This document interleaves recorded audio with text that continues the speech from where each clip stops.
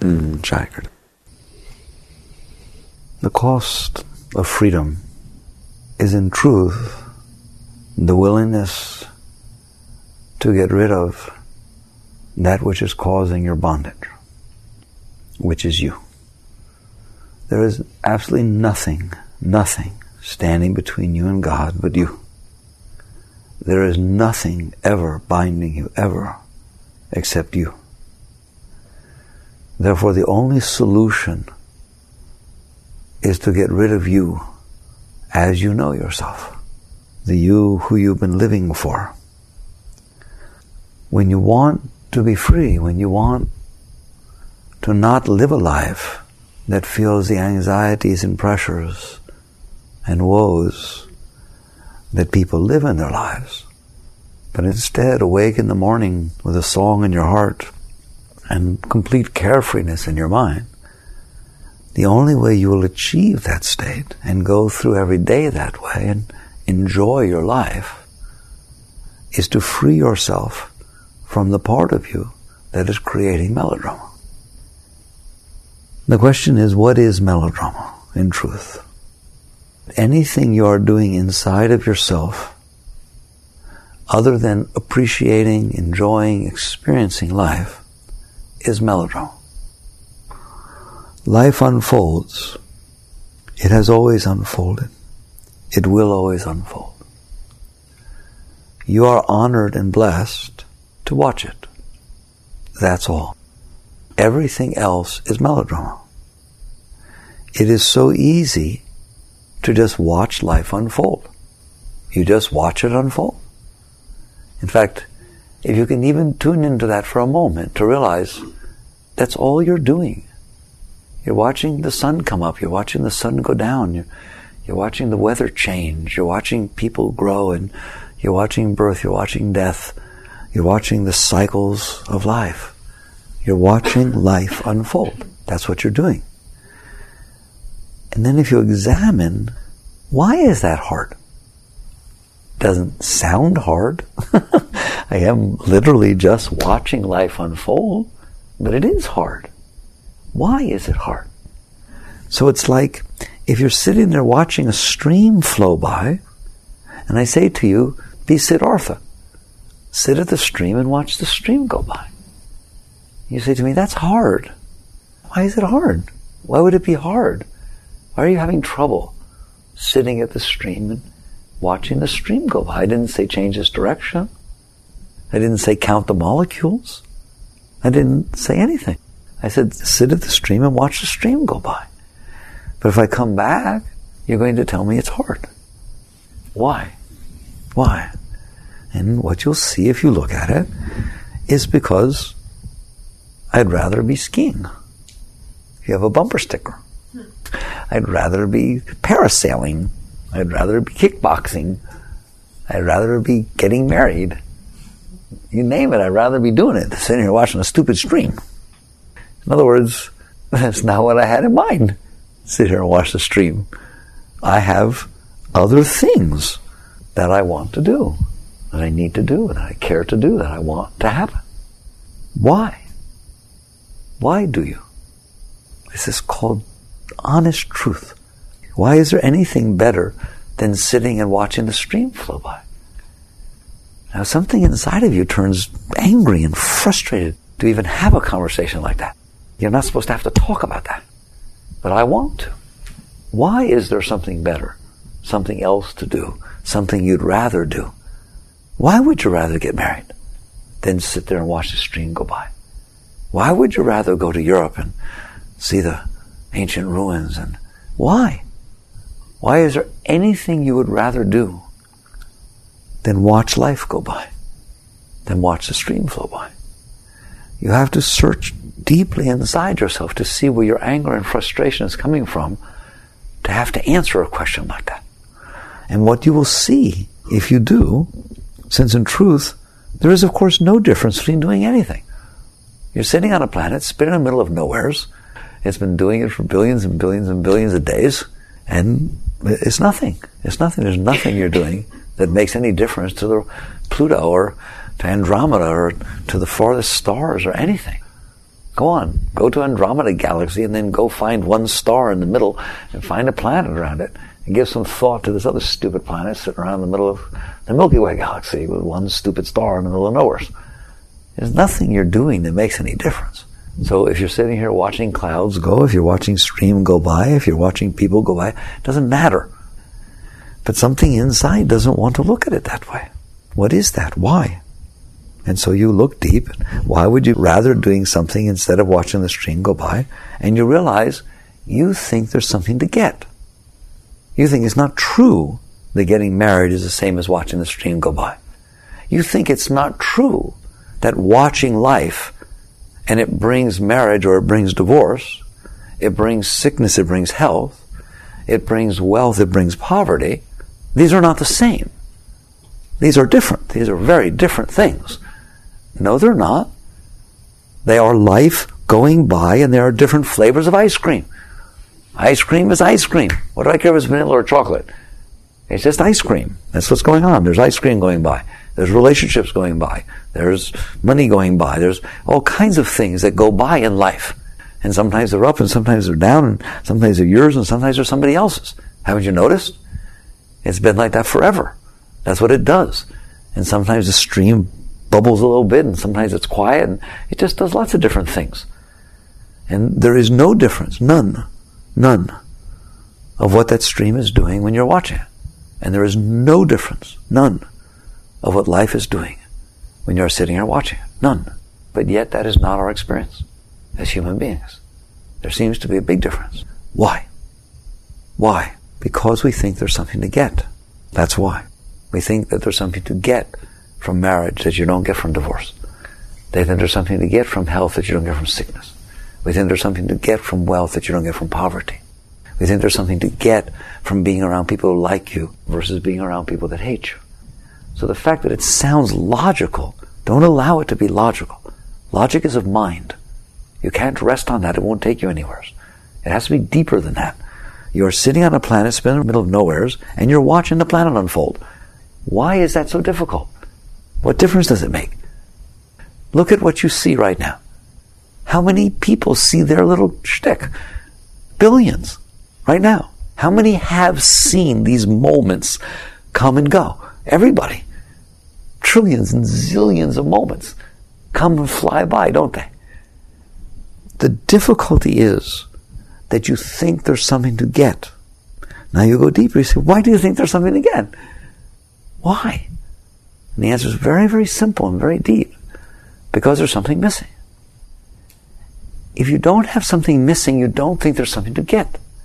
If you go to the beach and there's water and there's sand, and I ask you, what are you trying to get here? Nothing. Come on, be honest. You trying to take water? You trying to collect sand? You must be a sand collector. No, why? I don't want it. I don't need it. I couldn't care less about the water or the sand. You hear me? So you don't think there's something to get because you're not missing something. You don't feel there's something missing. You must feel there's something deeply missing to think that you have all these preferences, all these things that you want to happen. That's where it comes from. And that's what the Buddha meant by the cause of suffering is desire. It's this underlying sense that something is missing. And then the feeling that something will give it to you, and then the urge to be doing the something that will give it to you. Like, if I feel that there's something missing, and that having a beautiful relationship is going to fulfill that, heck, if I want to sit here and watch the brook go by, how long do I have to do this? Am I done yet? Am I done yet? Done yet? Done yet? We're there yet? We're there yet? Right? That's what you're doing. You're trying to get something, is not happening, so heck, if I want to sit there and watch the brook. That's the core of what is going on. Is there is something missing, therefore we are trying to get, therefore we are not neutral and even with all things that happen. Those things that seem to be aligned with what we're trying to get are of much more interest to us. And that's the core of where it comes from. If you want to be free, you must be free from that. That is your bondage. It is the sense that something is missing and there is something to get to take care of that, that causes all the disturbance and the turmoil and the commotion and the suffering and the anguish and the anxiety in life. Otherwise, nobody is stopping you from just watching life go by, from enjoying the experience. Don't think of watching life go by as passive. You're standing there watching life go by. You can participate in it, all right? It's fun. It's a fun thing. You can be there with it, but there's nothing to get. It's not like because there's nothing to get, you have to renounce. I always try to be fair and teach you it's not renunciation. It can't be. Renunciation is too shallow. So now you understand there's nothing to get. Doesn't mean you push it away. Doesn't mean you have nothing to do with it. Why? You go to the beach, though you don't want to collect sand. You go in the water, though you don't want to take it home. Renunciation is because you're kind of all freaked out and passionate about something, you better not touch it. Because you're busy wanting it, you better be busy not touching it. Otherwise, I always tell you, how would you know what to renounce? Should you renounce the sand? That's easy, I'll do it. You pick the very things you couldn't care less about and say, I'll renounce that. That's not renunciation. Renunciation gets defined as, I think there's something to get because I have something missing, therefore I am driven in that direction, but I'm not going to do it. That's not deep enough. You should be able to sit there and watch the world go by. The consciousness is watching the unfoldment of life. You are not doing a darn thing. It is on autopilot. People come, they go, they're born, they die. There's poverty, there's wealth, there's sickness, there's health. There's all these different things are unfolding, and your consciousness just watches them. Now, is that watching passive? Does it mean that you have nothing to do with things? No, that's doership. Things come, they're around you, people talk to you. I have nothing to do with them. Well, because I don't want to do anything, I have nothing to do with them. That's doing. The Gita says that, it's very beautiful. The Gita says the act of suppressing action is action. Very beautiful. Very beautiful. Thank God for deep scriptures. It is not about that. It is about the openness and the neutrality of just being conscious and permitting life to flow through you, around you, in you, by you, to you, all the different ways, within, without, above, below, everything. It comes and goes, and you're there consciously of it. Perhaps you get married. Well, why would you get married? That's doership. No, not then, it's not. It's doership if you're sitting there watching the stream go by, but you'd rather be getting married. That means there's something missing, and you're trying to take care of it by doing something versus another. If you are sitting there completely neutral and just watching life go by, and it happens to bring marriage, you bring marriage. It happens to bring birth, you bring birth. It happens to bring death, it brings death. You are sitting here participating, observing, experiencing life. That is freedom. That is your freedom. And there is not anything, any reason, none, that you're not able to live like that. Who is stopping you? Nothing's stopping you from being here and watching life unfold. The problem is, you don't want to do that. You want to do something else that you think will give you what it is that's missing. And so now there becomes this tension and this turmoil because you become the doer. You're no longer in harmony with life. Like people say the Tao is very complex and very deep and very difficult. No, it's not. The Tao is the least complex of all things. It is the least difficult of all things. In fact, simple doesn't come close to how empty the Tao is. Why? If you are sitting there in pure consciousness, observing the unfolding of life, you are in the Tao. And you happen to be in the Dharma also. Reality, truth, wholeness is the Dharma. It is the Tao. It is the fact that we are missing something, thereby creating the sense of doership to try to take care of it, need, desire, call it whatever you want, that dynamic that happens when there's something missing and we try to fix what's missing. Now, I have to struggle with life. Now, if I'm watching the stream, I'd rather be over there. Now, if you're not doing what I want you to do because I decided it was you I want to get married to, and what am I going to do because you're going off with somebody else? And all of a sudden, I got a commotion. I have a disturbance in the force. You did that. It was you who took the emptiness, the missing inside of you, turned it into concept, desire, preference, something you'd rather be doing because you think it'll take care of this, and then go out there and try to mess with life to be what you need it to be. And all of a sudden life is totally different than the beauty of just watching it unfold. No longer do you watch it unfold. Now you fight with it. You are now struggling with life. Life is a struggle to people. It is an overwhelmingly difficult experience of struggle, and all they try to do is find some moments where they feel safe and contented and happy, and things will be okay soon, maybe, if I work hard. All right? It's like constantly trying to be okay. There's no reason in the world you're not okay. If you are okay with life unfolding, you are okay. That's how hard it is to be okay all the time. Be okay with what's happening all the time, and you'll be okay all the time. It is because you're not okay with what's happening. You prefer to be doing something else, or you're afraid of what it leads to. You have stuff going about it. Personal human stuff. That creates the disturbance in the force. That creates all the commotion. So your liberation, your freedom, is completely and utterly at all times about this. It is about confronting inside of you to say, why can't I just permit life to be life? Why can't I permit her to unfold, participate with her fully when she's there? When she chooses to leave, go through the experience of life leaving and of life coming. It's a flow. Things don't actually leave and not come. It's equal. It's like moments come and moments go, don't they? And the exact amount of atoms that made up one moment ago are making up now. And that's it. They're just moving through time and space. And that's all. And you get to a point where you must understand that that is your only way out. It is only by your ability and willingness to go through what you must go through inside in order to be at peace with the truth and the reality of life. And then you are free. You're free from having to struggle. You're free from having to suffer. You're free from having anguish. You're free from worrying. You're free from fear. Do you understand that? So you're married and you have a wonderful relationship, and he or she has cancer. What is that? That is life unfolding. People get cancer. But not my loved one. Yes, your loved one. It's your turn. It's your turn to go through an experience. What experience? Every moment of life is an experience. Anything, everything. There's no difference one to the other. They are your ability to experience the unfolding of life. Well, what does one do? Does one get therapy or not get therapy? Who cares? That's not the point.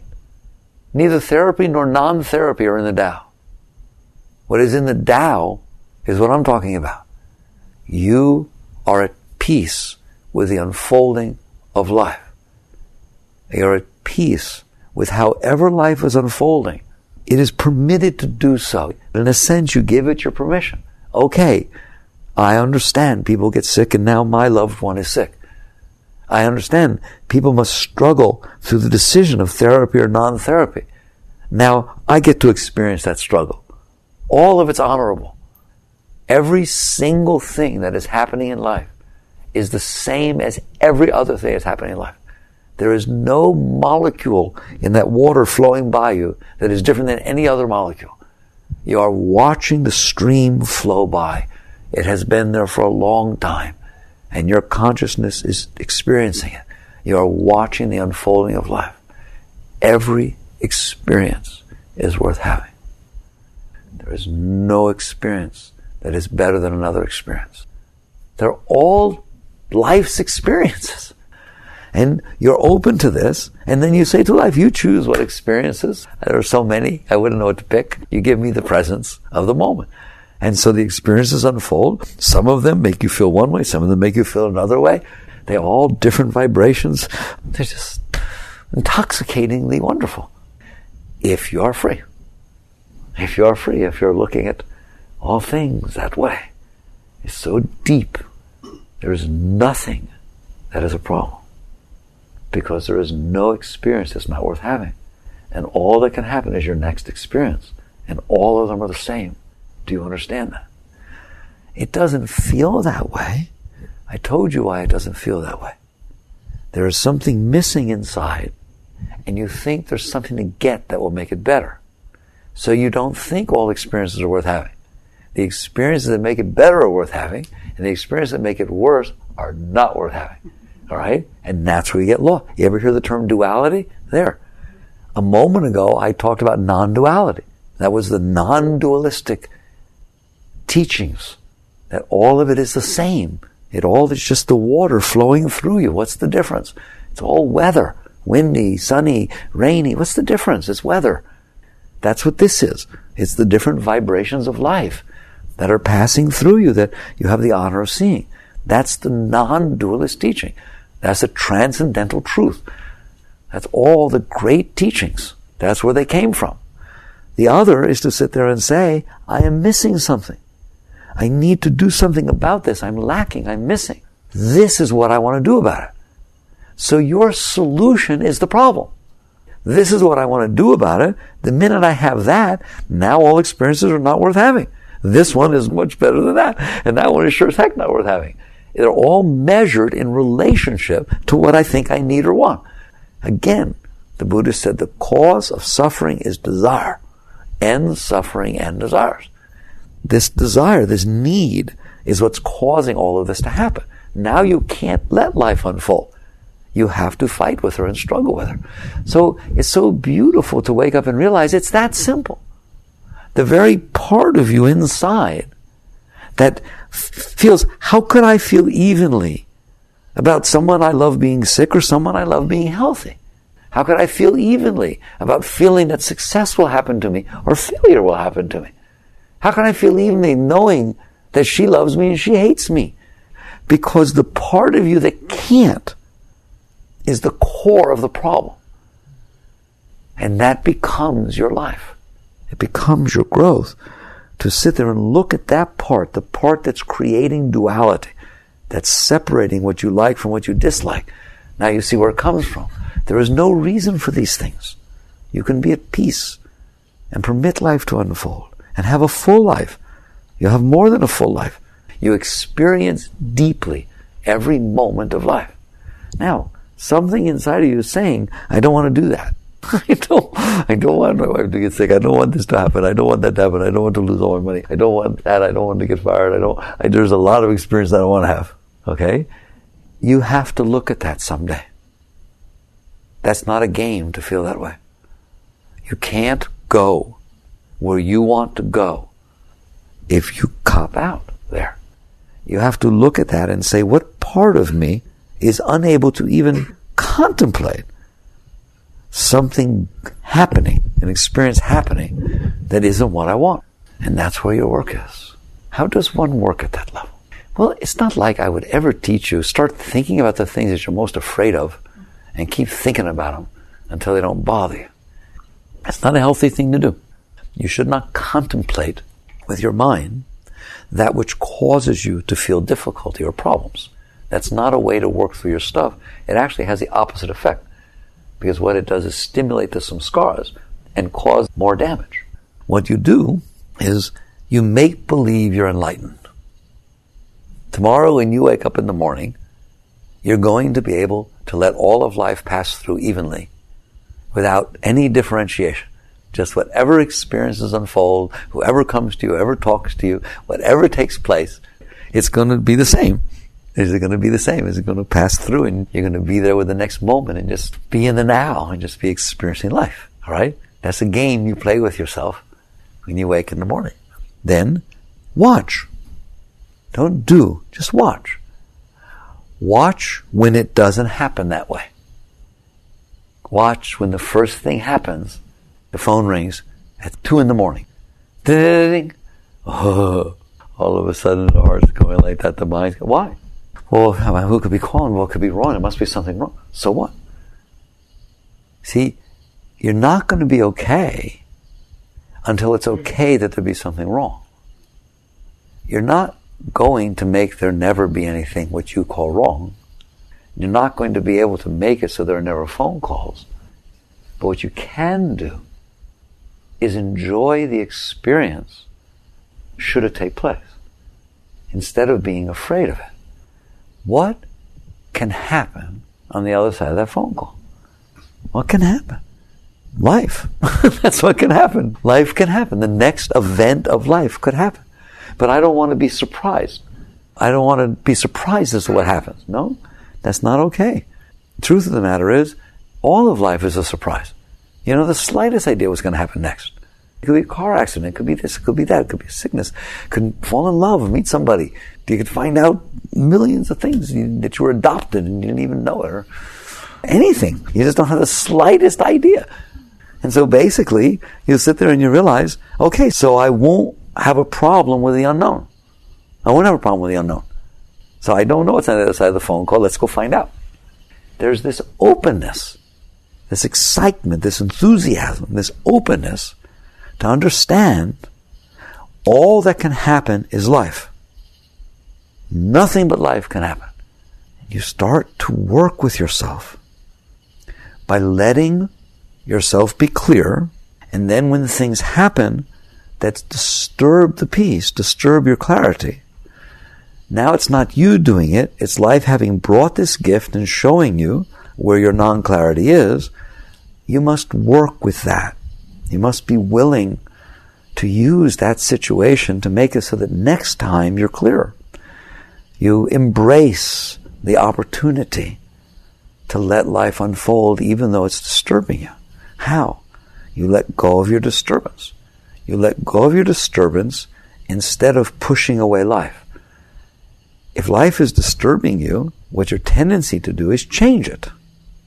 There's another way to have it not disturb you. Let go of the part of you that is disturbing.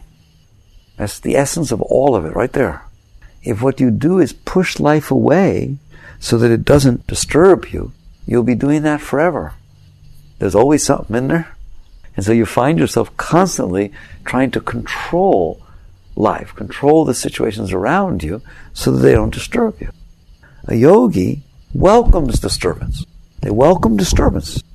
Any amount, no matter what. Why? Because the only thing that can disturb is a part inside of you that can get disturbed. And if your goal, if your whole meaning of life is the releasing, the extricating yourself from that, then the fact that it be challenged and show up as a disturbance gives you an opportunity to kiss it goodbye.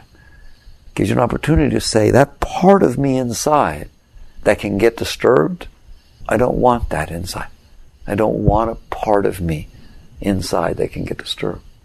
Therefore, if I see it, I'm going to let it go. What let it go is so deep. People don't understand what letting go means. That's the level you let go. I'm going to let go of the part that's disturbed. Not a single emotion, not a thought, not a value, not a view. You let go of the whole chunk. The whole thing that generates disturbance. You never side with it. There's never a condition in which you say, this is so disturbing to me, it must be wrong. You understand that the reason it is disturbing to you is because you have something disturbing inside of you. And what it did was stimulate that. So you should be grateful, not angry or resentful. You're grateful for the opportunity to release and let go of a part of you that can still get disturbed. Can that part go away? It can certainly thin out. Let's use those words. It can thin out so much that things that used to disturb the heck out of you don't even notice. They don't disturb you. People say things, people interrupt you, people do this, people beep at you. Just all kinds of little things that used to go on, that used to give you some problem. Now, it doesn't give you a problem. It's not disturbing to you. You will find that if you practice the letting go of the part that gets disturbed, don't listen to its views, don't listen to the specifics at all. You just see there's a part that can create disturbance. I don't want it. It's got to be that clear. You don't wait till you thought about it. You don't wait till you figure out what you're going to do about it. You know what you're going to do about it. You're going to let it go. Period. That's what you're going to do. No exception. The more you don't want to let it go, the more you're going to let it go. Therefore, the more noise it makes, the more certain it is it's gone. So it's over for that sucker. It doesn't stand a chance.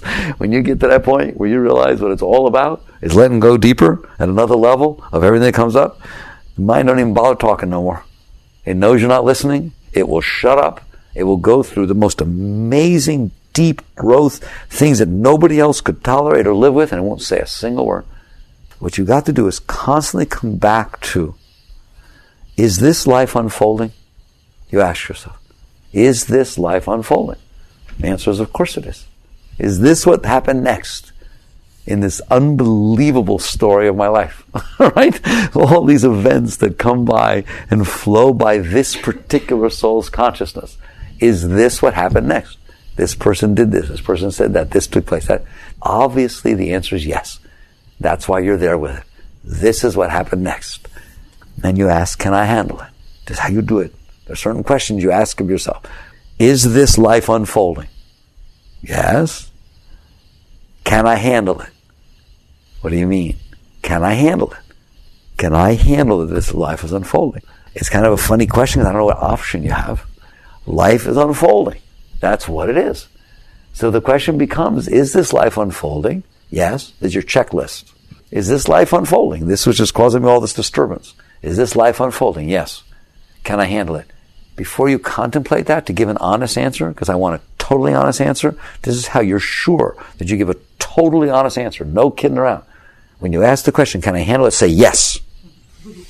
Instantly. There's the honest answer. Because you can. You can handle anything. Why? I'm not asking you to do anything. It's like saying, can you sit there and watch the stream go by? I don't know. Can I? Yes.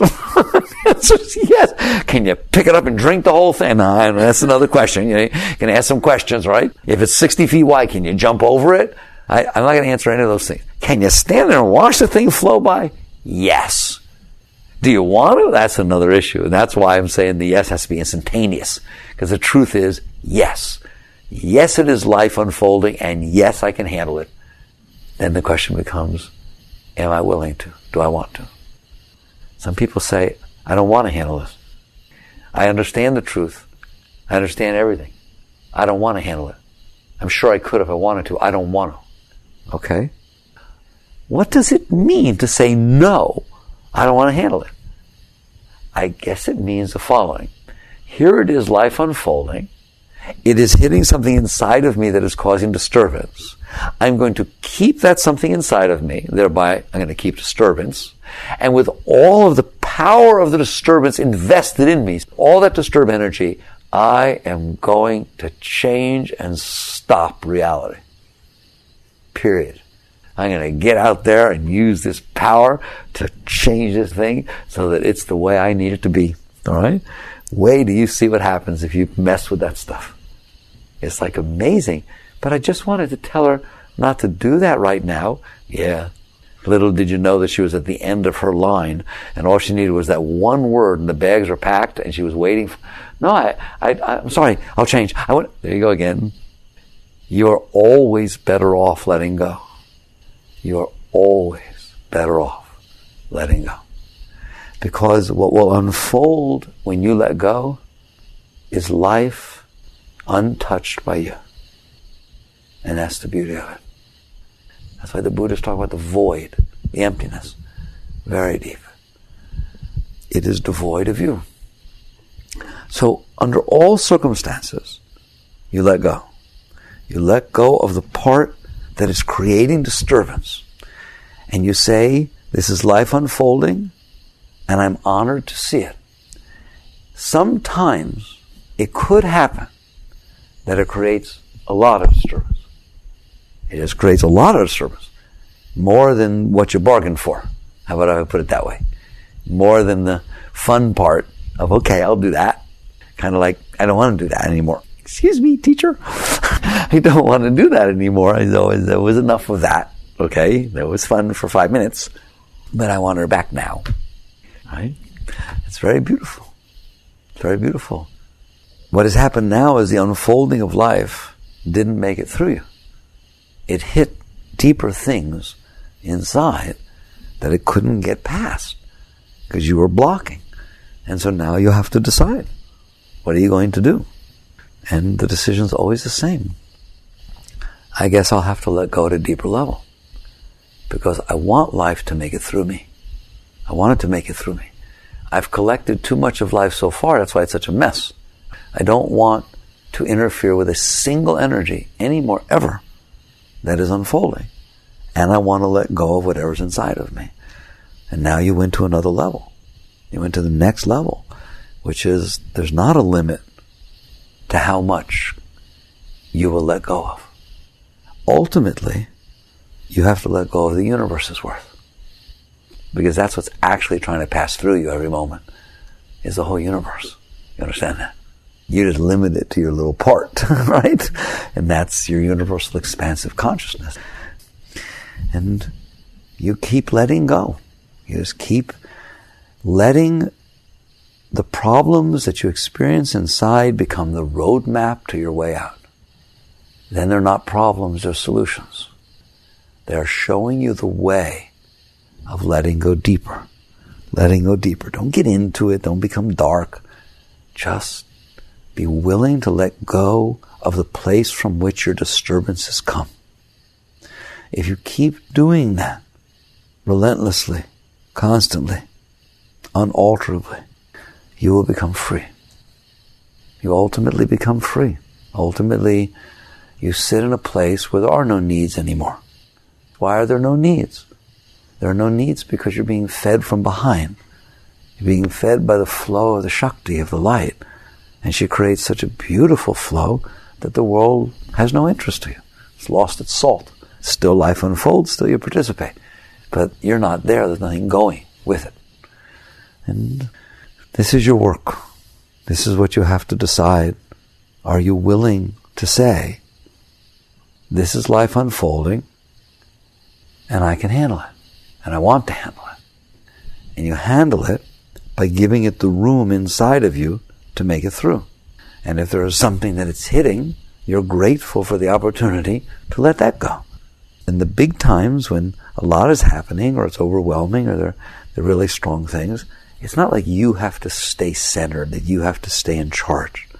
If that's what came, you just do the best you can inside to let go. If you end up messing up a little bit, or you say something, you do, it doesn't matter. The point is your willingness to let this energy in and let it have you. Let it work with you, let it purify you. And you just keep letting go and letting go. Everything will work out. It all works out just fine. It doesn't really need you to be doing it. Ultimately, you will realize you're not walking this path.